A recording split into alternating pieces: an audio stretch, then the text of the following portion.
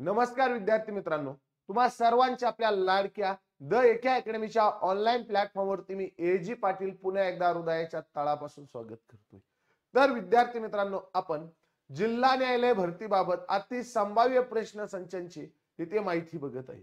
म्हणजे आजचा आपला जो भाग आहे हा भाग क्रमांक 8 आहे। ओके, तर विद्यार्थी मित्रांनो, आपण आतापर्यंत जवळपास 7 भागांचे प्रश्न संचाचे स्पष्टीकरण बघितले आहेत। मी तुम्हाला सांगितलं हे क्वेश्चन आपल्या येणाऱ्या जिल्हा न्यायालय भरतीसाठी अत्यंत महत्त्वपूर्ण तिथे ठरणार आहे। पण त्याआधी ज्या विद्यार्थी मित्रांनी आपला जो YouTube चॅनल सबस्क्राइब केलं नसेल त्यांनी लवकरात लवकर ते सबस्क्राइब करा। व्हिडिओ आवडत असेल लाईक करा, कमेंट करा आणि शेअर सुद्धा करा। तर चला विद्यार्थी मित्रांनो, आपण आपला वेळ वाया न घालता आपण आपल्या लेक्चरला सुरुवात करूया। पण त्याआधी एक महत्त्वाची गोष्ट सांगायची आहे मित्रांनो, तुम्ही जर खरंच जिल्हा न्यायालयाचा फॉर्म भरला असेल, मग तो क्लर्क पदासाठी असू दे, नाहीतर तो कनिष्ठ लिपिक पदासाठी असू दे। कनिष्ठ लिपिक साठी आपल्याला 40 मार्क आणि क्लर्क साठी 30 मार्काची एक्झाम तिथे द्यायची आहे। ओके, तर यासाठी आपण एक सराव पेपरचा कोर्स इथे लॉन्च केलेला आहे, जिल्हा न्यायालय सराव पेपर।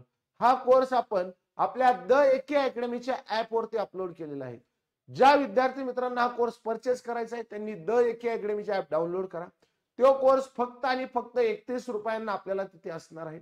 त्यामध्ये आपल्याला काय भेटणार, सर्वात पहिल्यांदा भेटणार आपल्याला मराठी सराव पेपर 3, नंतर भेटणार इंग्रजी सराव पेपर 3, नंतर भेटणार सामान्य ज्ञान सराव पेपर 3 आणि मग भेटणार चालू घडामोडीचे सराव पेपर 3, म्हणजे 12 सराव पेपर प्लस यांचा व्हिडिओ स्पष्टीकरण सुद्धा तुम्हाला तिथे भेटणार आहे। ज्या विद्यार्थी मित्रांना जे विद्यार्थी सर्व विद्यार्थी मित्रांनी हा कोर्स परचेस करा। 100% लेकराव तुम्हाला येणाऱ्या एक्झाम साठी याचा फायदा होणार आहे। फी फक्त 31 रुपये, 310 रुपये नाही। ओके, तर चला, काही अडचण असेल तर माझा मोबाईल नंबर इथे 93 70 70 66 79, केव्हाही मला तुम्ही व्हॉट्सअपला मेसेज किंवा डायरेक्ट कॉल करू शकता। त्यानंतरला तू जर खरंच जिल्हा न्यायालय पदाचा अभ्यास करत असेल फक्त जिल्हा न्यायालयासाठी आणि तुला कळतच नाही अजून की काय अभ्यास करावा, तर लेकराव खास तुमच्यासाठी आपण एक रेकॉर्डेड बॅच इथे लॉन्च केलेली आहे। या बॅचचा कालावधी 4 महिन्याचा आहे आणि याची फी फक्त आणि फक्त 149 रुपये आहे। 149 रुपयामध्ये आपण जिल्हा न्यायालय भरतीची रेकॉर्डेड बॅच लॉन्च केलेली आहे। ज्या विद्यार्थी मित्रांना ही बॅच परचेस करायची त्यांनी लवकरात लवकर ती परचेस करून घ्या। चला विद्यार्थी मित्रांनो, आजचा आपला पहिला क्वेश्चन एकदम झाक आहे। तो गावचा राजा आहे या वाक्यातील अधोरेखित शब्दाची विभक्ती ओळखा। तो गावचा राजा आहे या वाक्यातील अधोरेखित शब्दाची विभक्ती ओळखा। अधोरेखित शब्द केलाय गावचा। आता विभक्ती म्हणजे काय, सर्वात महत्वाचा मुद्दा, विभक्ती कायलं म्हणावं। तर आता लक्षात घ्या, जेव्हा एखाद्या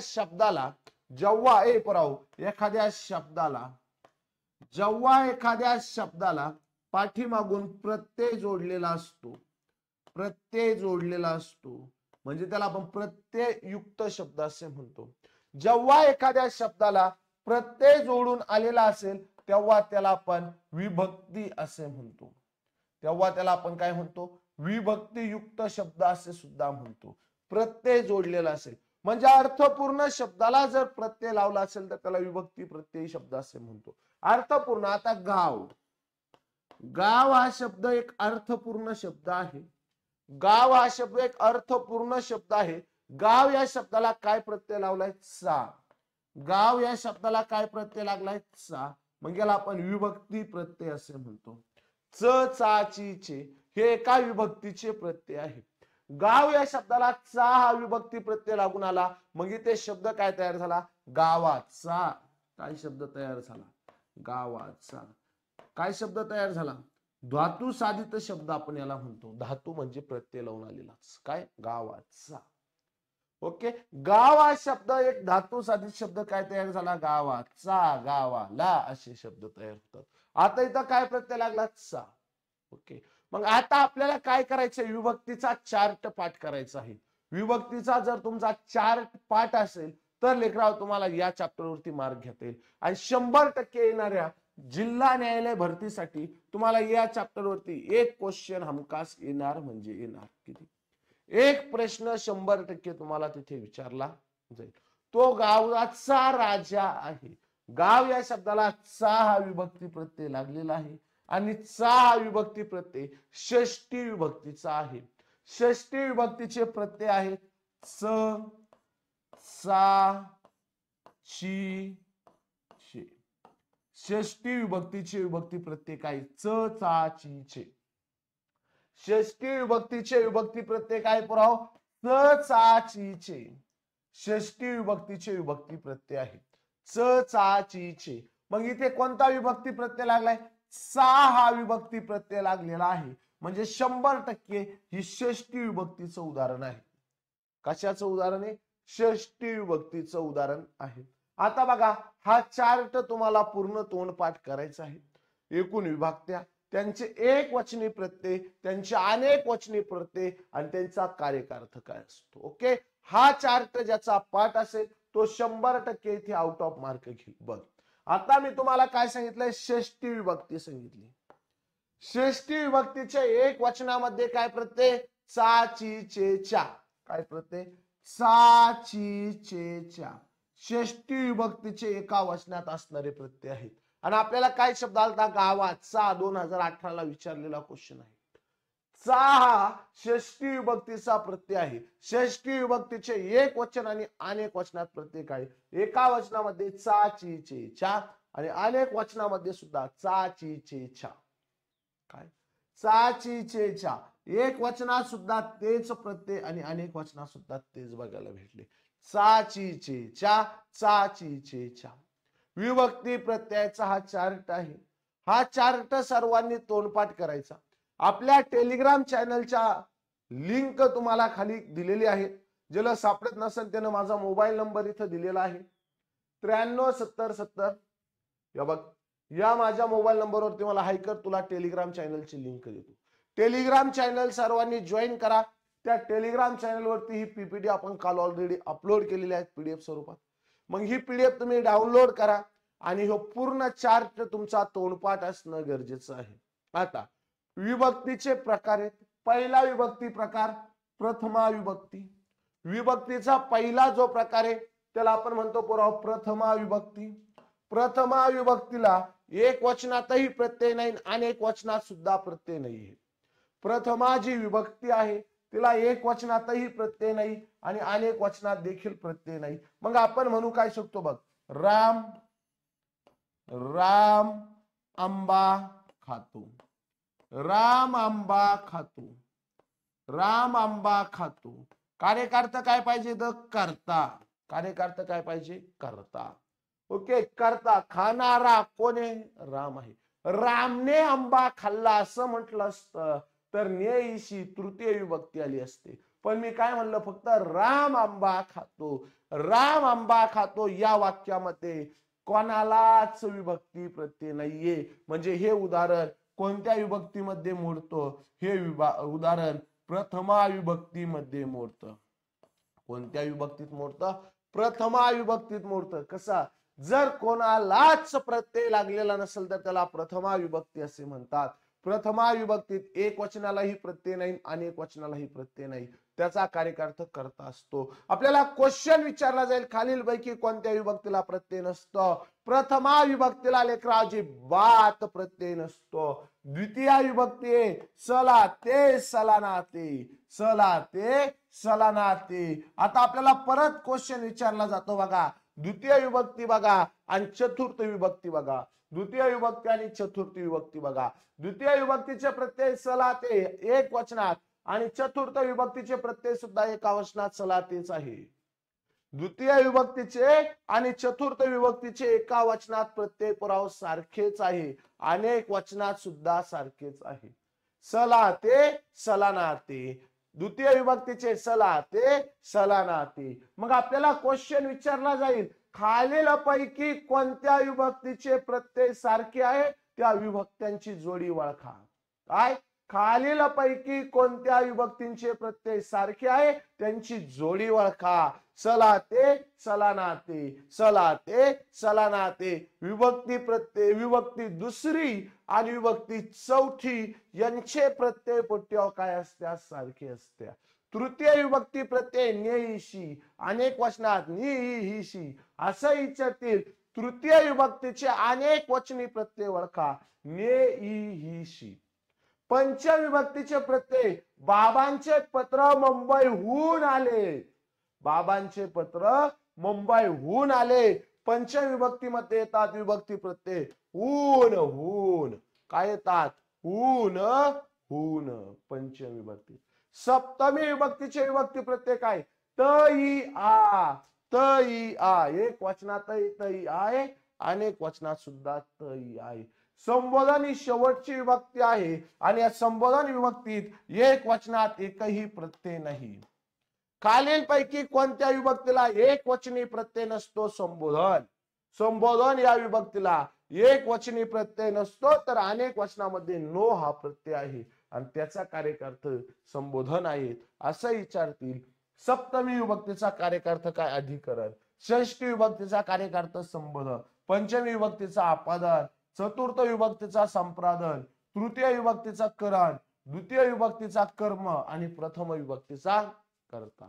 तर हा चार्ट तुमचा तोंडपाठ असणं गरजेचं आहे. ज्याला स्क्रीनशॉट घ्यायचा त्याने झपकन स्क्रीनशॉट घेऊन टाका. एकदम झाक कार्यक्रम आहे बाबा. चला त्यानंतर पुढे क्वेश्चन दिला. मुले क्रिकेट खेळत आहेत या वाक्यातील कर्ता ओळखा. मुले क्रिकेट खेळत आहे या वाक्यातील पोट्यावर फक्त आपल्याला कर्ता ओळखायचा आहे. एकदम सोपं उदाहरण आहे. अजिबात पोट्यावर घाबरायचं काम नाही. द्या लक्ष. सर्वात पहिल्यांदा आपण वाक्य लिहून घेऊ. मुले. मुले आता मुलेच खेळतील बाब्या. मुले क्रिकेट खेळत आहे. मुले क्रिकेट खेळत आहे. मुले क्रिकेट खेळत आहे या वाक्यातील कर्ता ओळखा. मुले क्रिकेट खेळत आहे. चला सर्वात पहिल्यांदा वाक्यामध्ये क्रियापद ओळखता आलं पाहिजे. काय? वाक्यामध्ये क्रियापद ओळखता आलं पाहिजे. आता वाक्यामध्ये ज्याच्याशिवाय वाक्य पूर्ण होऊ शकत नाही त्याला आपण क्रियापद असे म्हणतो. क्रियापद वाक्याच्या शेवटीच येतं असे नाही. ओके. आम्ही जातो अमुच्या गावी, क्रियापद 2 नंबरला आलं. त्यामुळे ही गोष्ट आपली तोंडपाठ असणं पोट्यावर गरजेचं आहे. क्रियापद हे वाक्याच्या शेवटी अजिबात येत नाही. ओके. चला आहे म्हणजे वाक्याच्या शेवटी येतं पण कंपल्सरी वाक्याच्या शेवटी येईल असं अजिबात नाही. ओके. कंपल्सरी वाक्या शेवटी येईल असं अजिबात नाही, हे लक्षात ठेवा. चला काय आता आहे हे क्रियापद आहे. खेळ त्याला काय प्रत्यय लावला? आपण नारा हा प्रत्यय लावला. मग आपल्याला भेटलं खेळणारा. कोण? मुले. खेळणारे कोण आहेत? मुले आहेत. म्हणजे मुले ह्या वाक्यात काय आहे? कर्ता आहे. पुढे गाव या शब्दाचे अनेक वचन कोणते आहे? चला तुमच्यासारखी ती होमवर्कला हा क्वेश्चन आहे. जे विद्यार्थी मित्र आपला व्हिडिओ बघत असतात त्यांनी अय बाबा होमवर्क तुमच्यासाठी हा क्वेश्चन आहे. गाव या शब्दाचं अनेक वचन ओळखा. गावे, गावा, गावी, गाव. कमेंट बॉक्स मध्ये सर्वांनी याचं उत्तर द्यायचं. गाव या शब्दाचं अनेक वचन. दाट या शब्दाच्या विरुद्ध शब्द खालील दिलेल्या पर्यायातून निवडा. दाट हा शब्द आपण म्हणतो ना पीक लय दाट आलं, सोयाबीन लय दाट उतरली. मग आपण काय म्हणतो? एखाद्याची सोयाबीन लय पातळ उतरली. पातळ. पातळ म्हणजे लुगडं नाही बाबा. पातळ म्हणजे विरळ. काय? विरळ. म्हणजे दाट या शब्दाच्या विरुद्ध शब्द काय आला? विरळ आलेला आहे. या गोष्टी आपल्याला तोंडपाठ करून ठेवायला लागेल. मिनाल निबंध लिहित आहे वाक्यातील काळ ओळखा. चला मिनाल निबंध लिहित आहे वाक्यातील काळ ओळखा. बरोबर. आपल्या सर्वांना माहिती आहे काळाचे मुख्य 3 प्रकार असतात. काळाचे मुख्य 3 प्रकार असतात. पहिला काळाचा प्रकार म्हणजे भूतकाळ. भूतकाळ हा पहिला काळाचा प्रकार आहे. काळाचा दुसरा प्रकार म्हणजे लेकरा वर्तमान काळ. काळाचा तिसरा प्रकार म्हणजे पुराव भविष्य काळ. भूतकाळ, वर्तमान काळ आणि भविष्य काळ.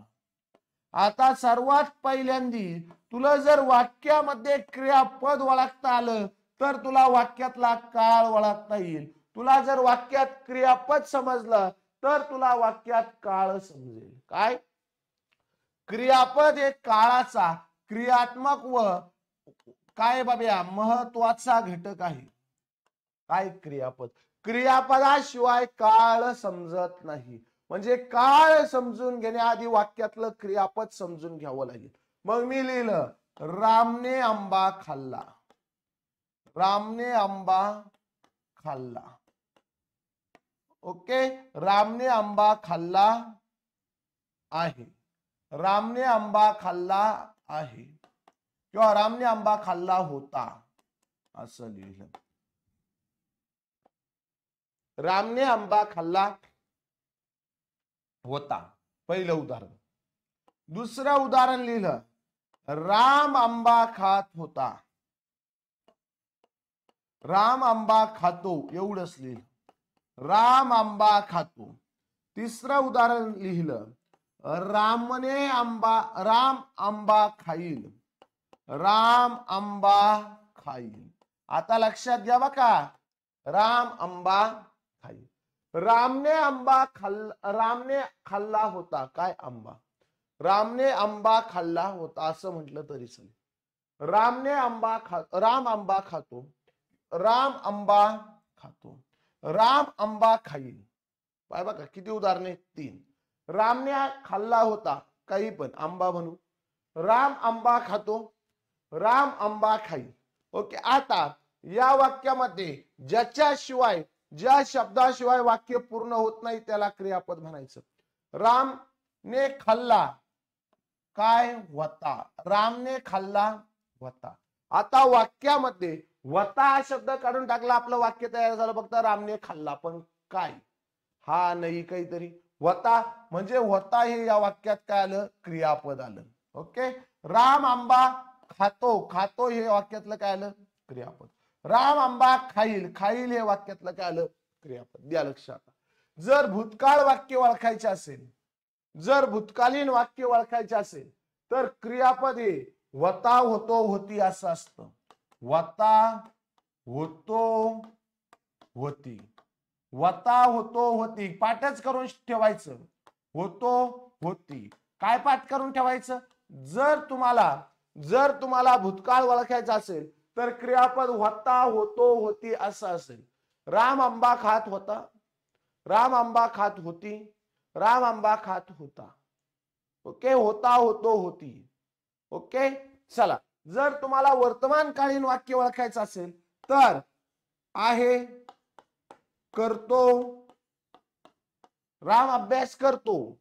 ओके, का चालू ना त्याची क्रिया, याला काय म्हणायचं, वर्तमान काळ. आहे, करतो, खातो, राहतो हे वर्तमान काळाचे क्रियापद आहे. भविष्य काळ जर ओळखायचा असेल, जर तुम्हाला भविष्यकालीन वाक्य ओळखायचं असेल तर वाक्याच्या शेवटी म्हणजे जे क्रियापद आहे ते खाईल, राहील, असेल असे क्रियापद लावले जातात. खाईल, राहील, होईल, असेल असे क्रियापद लावले जातात भविष्य काळामध्ये. जर तुला हे क्रियापद ओळखता आले तर तुला वाक्य ओळखता येईल.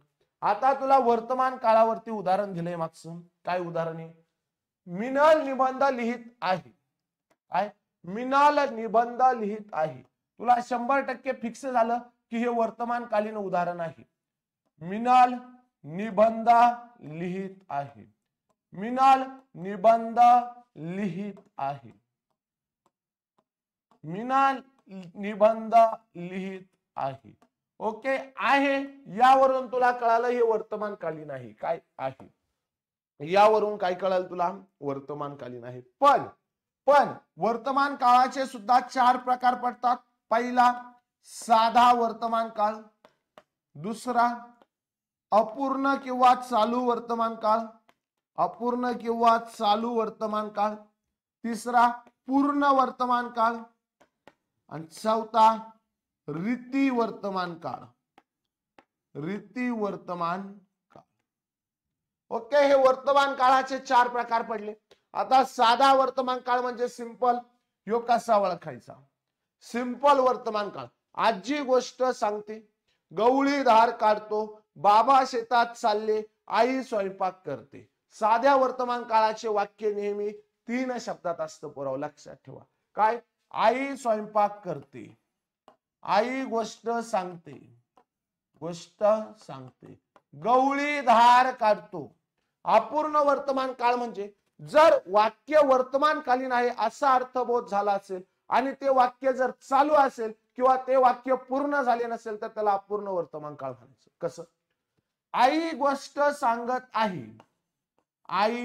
आईची गोष्ट सांगून झाली का? अजिबात नाही. आई गोष्ट सांगत आहे. आई गोष्ट सांगत आहे. मिनाल निबंध लिहित आहे. आजी शेतात चालली आहे.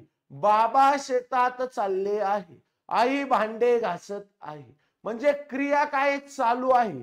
जर वर्तमानकालीन क्रिया चालू आहे असा अर्थबोध होत असेल तर त्याला आपण चालू वर्तमान काळ म्हणतो किंवा अपूर्ण वर्तमान काळ म्हणतो. आई गोष्ट सांगत आहे. आईची ही क्रिया चालू आहे म्हणून आपण म्हटलं मीनाला निबंध लिहित आहे. हे सुद्धा चालू वर्तमान काळाचे उदाहरण आहे.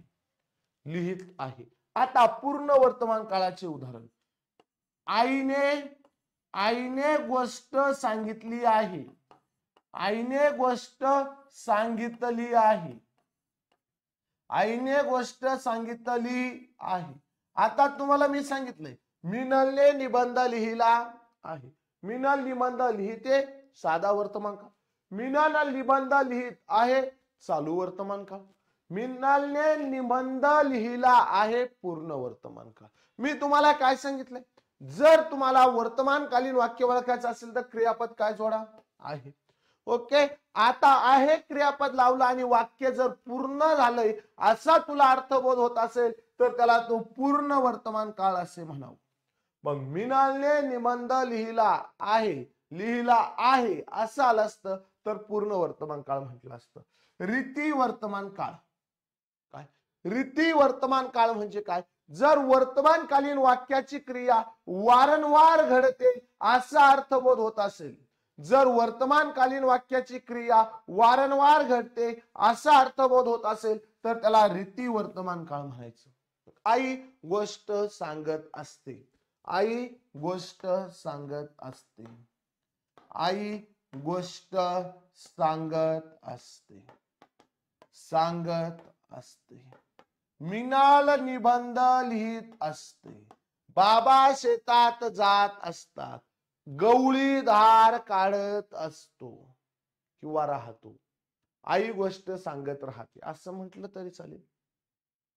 ओके. असतो म्हणजे कंटिन्यू तो सांगत असतो म्हणून त्याला जर क्रिया वारंवार घडत असेल तर त्याला रीती वर्तमान काळ म्हणायचं. रीती भविष्यकाळ राहील.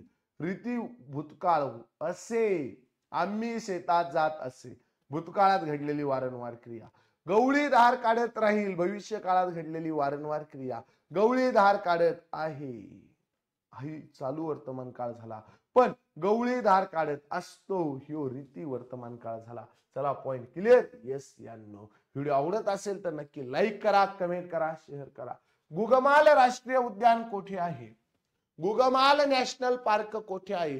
पर आपल्या महाराष्ट्र राज्यामध्ये 6 राष्ट्रीय उद्यान आहे. भारतात जर विचार केला तर भारतात प्रथम जे राष्ट्रीय उद्यान आहे भारतातलं प्रथम त्याला आपण जिम कार्बोनेट नॅशनल पार्क असे म्हणतो. Gym carbonate national park. Gym carbonate राष्ट्रीय उद्यान हे आपल्याला उत्तराखंड नावाच्या राज्यामध्ये बघायला भेटतं. हे भारतातलं पहिलं राष्ट्रीय उद्यान आहे जिम कार्बोनेट. हा पॉइंट तुम्हाला लक्षात ठेवावा लागेल. आता मी तुम्हाला सांगितलंय आपल्या महाराष्ट्र राज्यामध्ये एकूण नॅशनल पार्क किती आहे? महाराष्ट्र राज्य नॅशनल पार्क म्हणजे राष्ट्रीय उद्यान आहे. रताळ्या लक्षात ठेव. महाराष्ट्र राज्यामध्ये 6 राष्ट्रीय उद्यान आहे. मग 6 राष्ट्रीय उद्यान आपले तोंडपाठ असणं गरजेचं आहे. कुठं राष्ट्रीय उद्यान कोणतं आहे एवढंच तोंडपाठ करा, बाकी काही गरजेचं नाही. द्या लक्ष. महाराष्ट्रातलं पहिलं राष्ट्रीय उद्यान ज्याच्याकडे आपण बघतो त्याचं नाव आहे ताडोबा नॅशनल पार्क. ताडोबा राष्ट्रीय उद्यान हा महाराष्ट्रातलं पहिलं नॅशनल पार्क आहे. Tadoba national park. आता तो लक्षात घालून ठेव. ताडोबा नॅशनल पार्क महाराष्ट्रातलं पहिलं नॅशनल पार्क आहे. मग याची स्थापना कधी झाली? आता पहिले म्हटल्यावर स्थापना पाठ करून ठेवावी लागेल. 1955 ला झालेली आहे. आणि हे कुठं आहे? ताडोबा नॅशनल पार्क हे चंद्रपूर नावाच्या जिल्ह्यात भद्रावती येथे आहे. चंद्रपूर नावाच्या जिल्ह्यात भद्रावती तालुक्यामध्ये आहे Tadoba national park.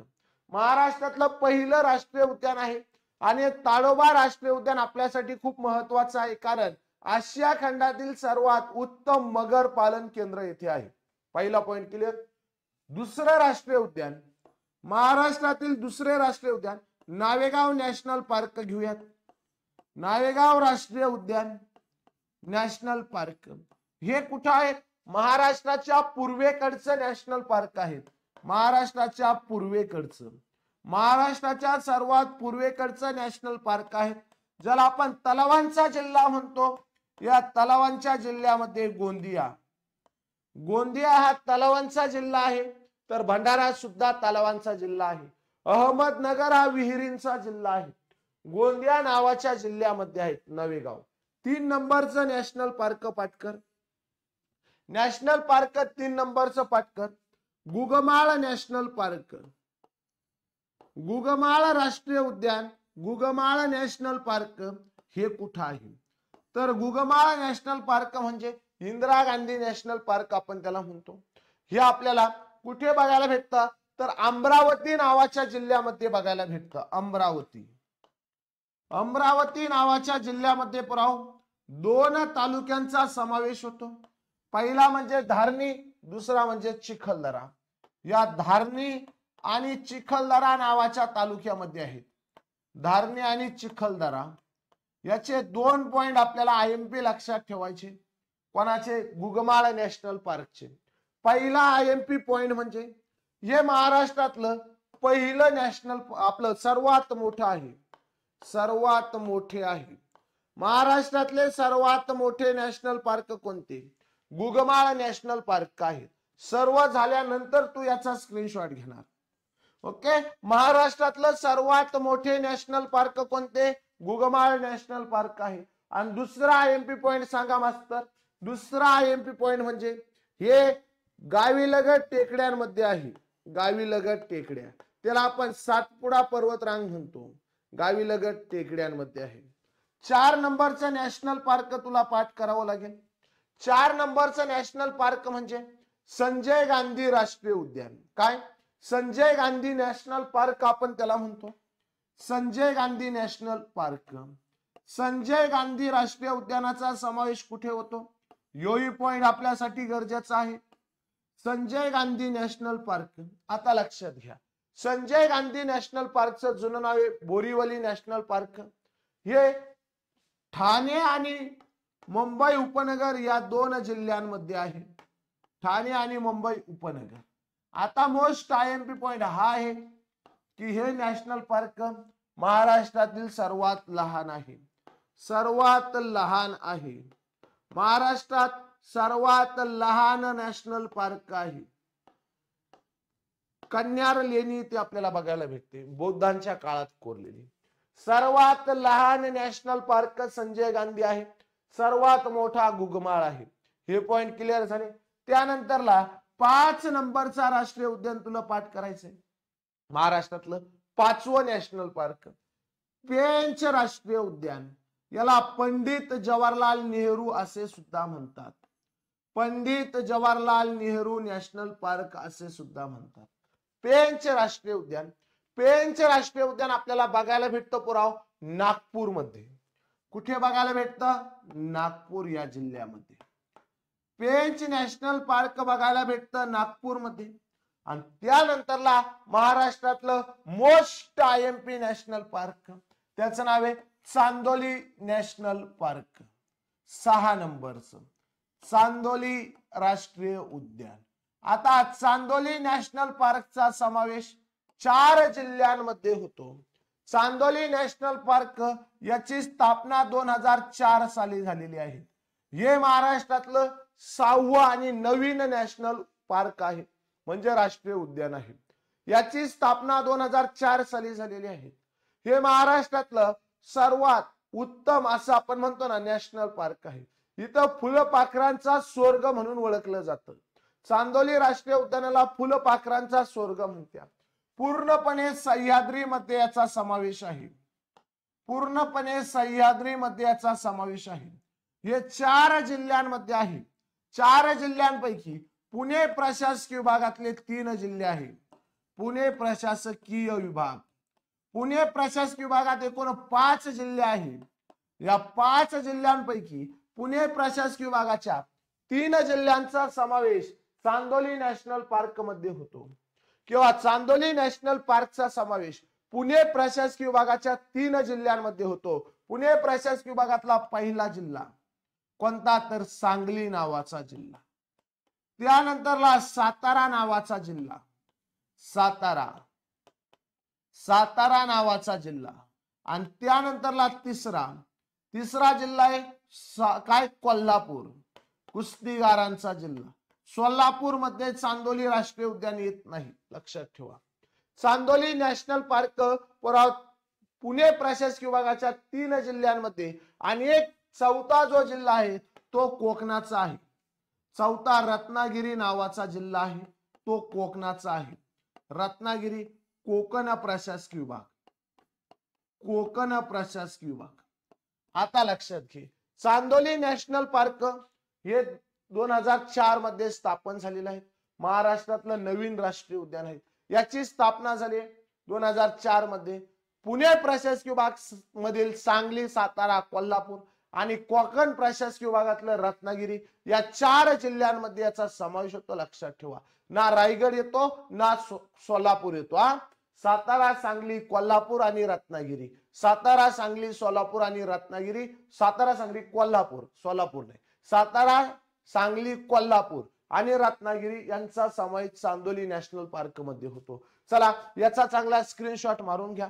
Chandoli national पार्कला आपण काय म्हटलं, फुलपाखरांचा स्वर्ग असे म्हटलेला आहे. तोही पॉइंट आपल्यासाठी मोस्ट आयएमपी आहे, द्या लक्ष. आपल्याला क्वेश्चन काय विचारला होता, गुगमाल राष्ट्रीय उद्यान कुठे आहे, तर गुगमाल नॅशनल पार्क आपल्याला अमरावती येथे बघायला भेटलं.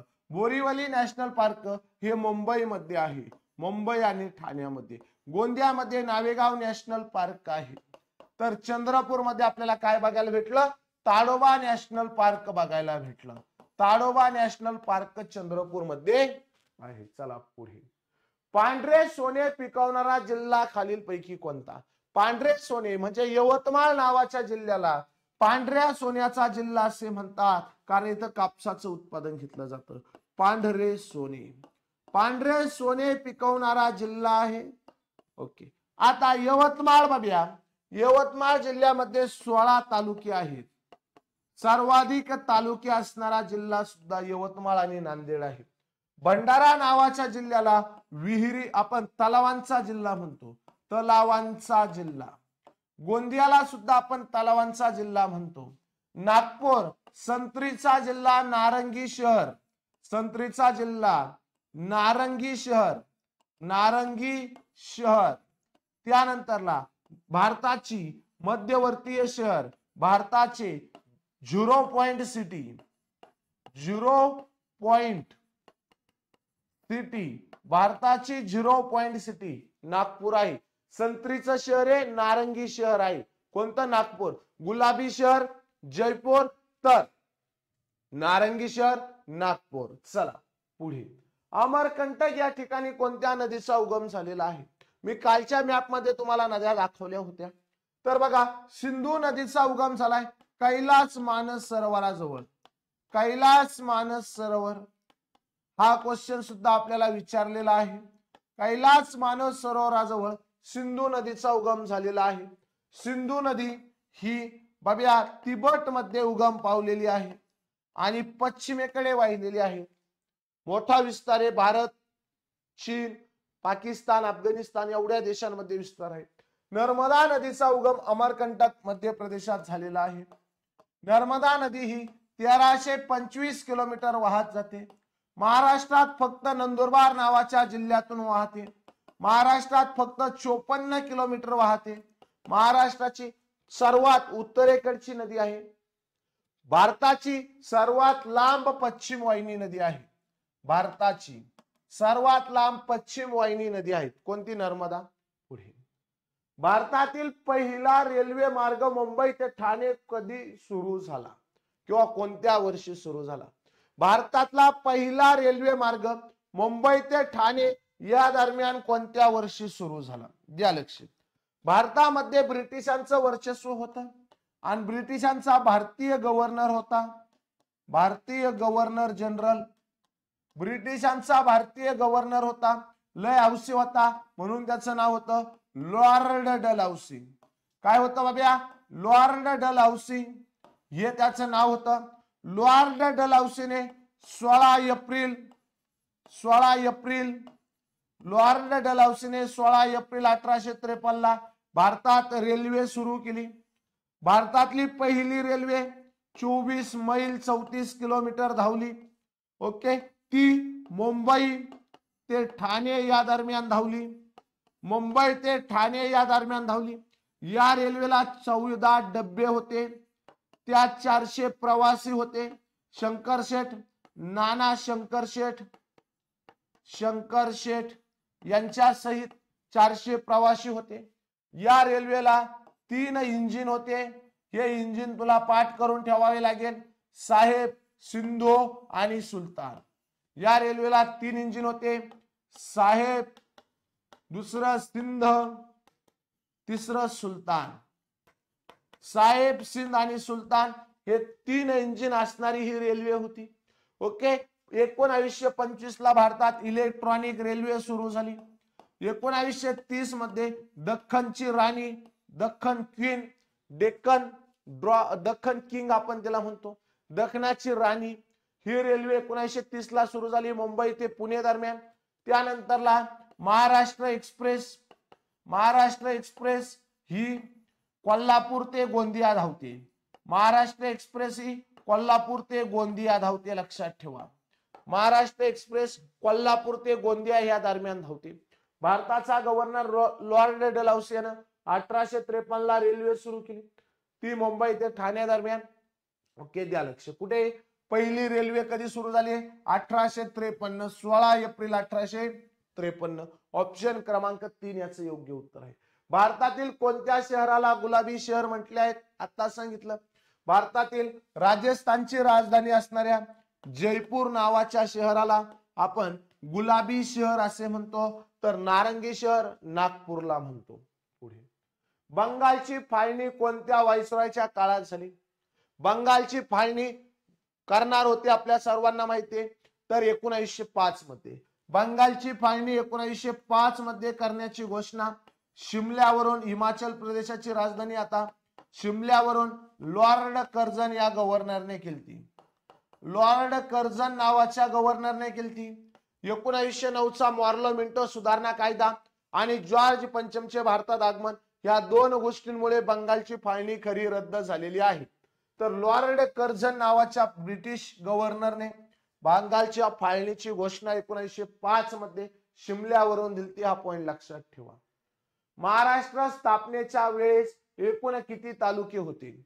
महाराष्ट्र राज्यामध्ये आपल्याला माहितीये 1 मे 1960 ला महाराष्ट्र राज्याची निर्मिती झाली. महाराष्ट्र राज्याचे पहिले मुख्यमंत्री होते कोण? तर यशवंतराव चव्हाण. त्यांची समाधी कराड, सातारा, वाई, कृष्णा आणि कोयना नदीच्या संगमावरती आहे. त्याला प्रीती संगम असे म्हणतो. 1 मे 1960 ला महाराष्ट्रामध्ये 26 जिल्हे होते, 4 प्रशासकीय विभाग होते. 4 प्रशासकीय, याला महसूल विभाग, परिक्षेत्र असे सुद्धा म्हणतात. प्रशासकीय विभाग होते, 4 प्रशासकीय विभाग होते. तर 26 जिल्हे, 4 प्रशासकीय विभाग, तर 235 तालुके होते. 235 काय होते? तालुके होते. तर 264 विधानसभा सदस्य होते. 264 विधानसभा सदस्य होते.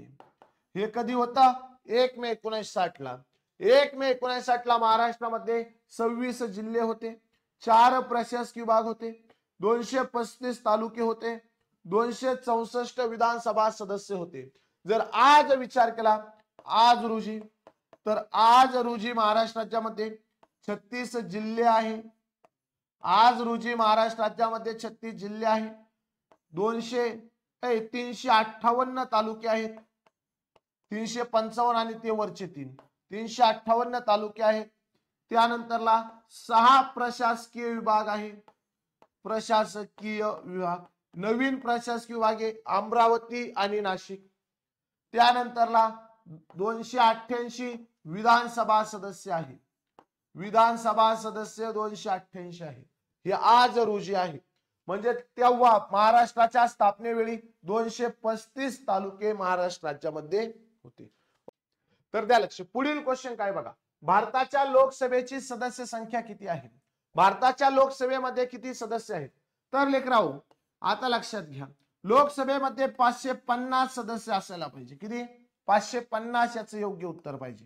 लोकसभेमध्ये 550. राज्यसभेमध्ये जास्तीत जास्त 250 सदस्य असेल. राज्यसभेत जास्तीत जास्त 250 असेल, तर लोकसभेत जास्तीत जास्त 550 असेल. लोकसभेमध्ये वर्तमान सदस्य संख्या आहे. लोकसभेमध्ये वर्तमान सदस्य संख्या 543. राज्यसभेत वर्तमान सदस्य संख्या 245. 250 पैकी 12 राष्ट्रपती पाठवते. राष्ट्रपती पाठवतात. राष्ट्रपती राज्यसभेत किती सदस्य नामनिर्देशित करते असा क्वेश्चन तुला विचारलाय. राष्ट्रपती राज्यसभेत 12 सदस्य नामनिर्देशित करतात. तो पॉइंट लक्षात ठेवायचा. ते तुला गरजेचं आहे. त्यानंतरला महाराष्ट्र राज्य विधानसभा. महाराष्ट्र राज्याच्या विधानसभेत किती सदस्य आता सांगितलं. महाराष्ट्र राज्य विधानसभेमध्ये 288 सदस्य आहेत. तर महाराष्ट्र राज्य विधान परिषदेमध्ये 78 सदस्य आहेत. महाराष्ट्र राज्य विधान परिषद. महाराष्ट्र राज्याच्या विधान परिषदेत किती सदस्य आहेत? 78 सदस्य आहेत. ओके. आता लोकसभेमध्ये महाराष्ट्र राज्यातून 48 सदस्य जातात.